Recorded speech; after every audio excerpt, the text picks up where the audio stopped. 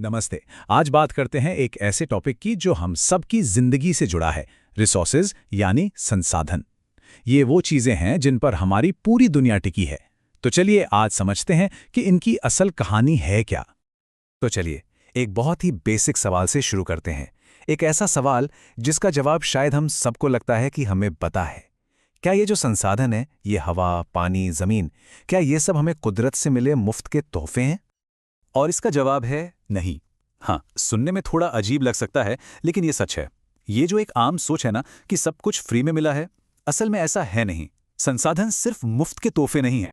तो फिर सवाल उठता है, अगर ये मुफ्त के तोहफे नहीं हैं, तो फिर एक संसाधन होता क्या है?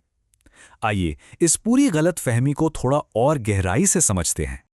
देखिए, किसी भी चीज को संसाधन कहने के लिए उसे 3 टेस्ट पास करने पड़ते हैं।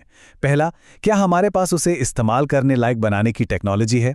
दूसरा, क्या उसे हासिल करना और इस्तेमाल करना इकोनॉमिकली फीजिबल है, मतलब क्या हम उसका खर्च उठा सकते हैं? और तीसरा, क्या हमारा समाज उसे अपनाने के लिए तैयार है? सोचिए, जमीन के नीचे दबा हुआ तेल, वो तब तक बस एक काली चीज है जब तक हमारे पास उसे निकालने की तकनीक, उसे रिफाइन करने का पैसा और उसे गाड़ियों में फ्यूल की तरह इस्तेमाल करने की सामाजिक मंजूरी ना हो। तब जाकर वो एक संसाधन बनता है।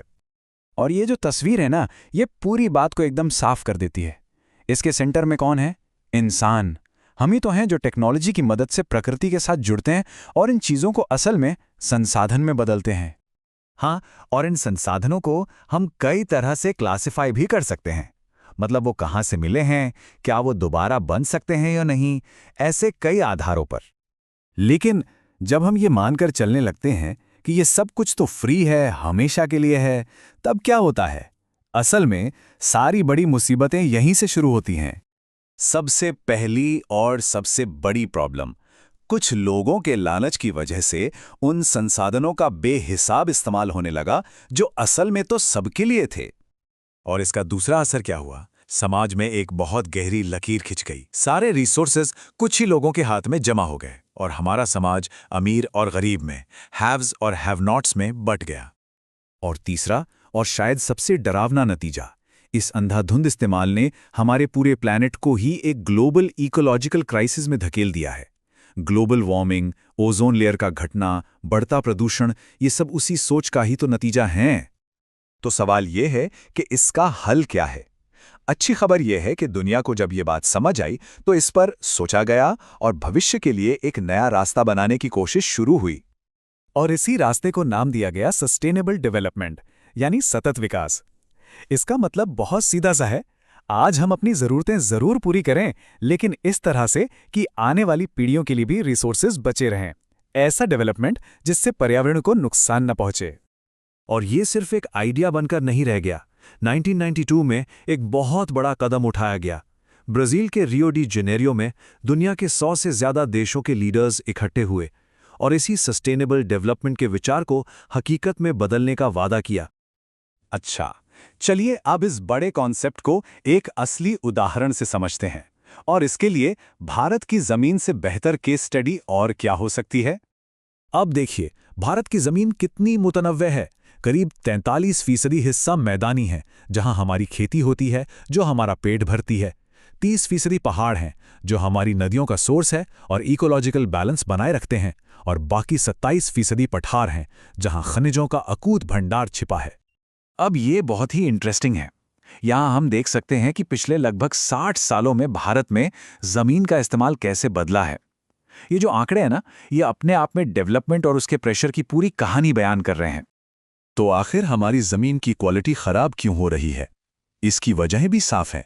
जंगलों की कटाई, जरूरत से ज्यादा सिंचाई जिससे जमीन खारी हो जाती है, माइनिंग और फैक्ट्रियों से निकलने वाला प्रदूषण, ये सब हमारी जमीन को धीरे धीरे बंजर बना रहे हैं। और इस जमीन की बुनियाद क्या है? इसकी मिट्टी, जो पूरे देश में इतनी अलग अलग तरह की है कि यकीन करना मुश्किल हो। और हर तरह की मिट्टी एक अलग तरह की जिंदगी और खेती को सपोर्ट करती है। तो हाँ, चुनौतियां बहुत बड़ी हैं, लेकिन इसका मतलब ये नहीं कि हमारे पास इसका कोई हल नहीं है। सबसे जरूरी चीज है हमारे माइंडसेट में एक बदलाव, सिर्फ इस्तेमाल करने से हटकर उसे बचाने की सोच की तरफ। और कंजर्वेशन यानी बचाव के लिए हमारे पास एक क्लियर रोड मैप भी है। ज्यादा से ज्यादा पेड़ लगाना, चरागाहों को ठीक से मैनेज करना, फैक्ट्रियों के गंदे पानी को साफ करके ही नदियों में छोड़ना, ऐसे कई कदम हैं जो हर लेवल पर उठाए जा सकते हैं। और आखिर में ये सारी बातें हमें एक बहुत ही पावरफुल विचार पर वापस ले आती हैं। एक ऐसी बात जो महात्मा गांधी ने बहुत पहले कही थी। उन्होंने कहा था, हमारे पास हर व्यक्ति की आवश्यकता पूर्ति के लिए बहुत कुछ है, लेकिन किसी के लालच की संतुष्टि के लिए नहीं। मतलब धरती के पास हर किसी की जरूरत पूरी करने के लिए तो बहुत कुछ है, पर किसी एक के भी लालच को पूरा करने के लिए नहीं। और बस यही फर्क है, जरूरत और लालच का फर्क, जो सब कुछ बदल देता है। तो अब आगे क्या? हमारे प्लैनेट का भविष्य असल में इसी एक सोच के बदलाव पर टिका है, और ये बदलाव कहीं बाहर से नहीं आएगा। इसकी शुरुआत हम में से हर एक को अपने लेवल पर करनी होगी।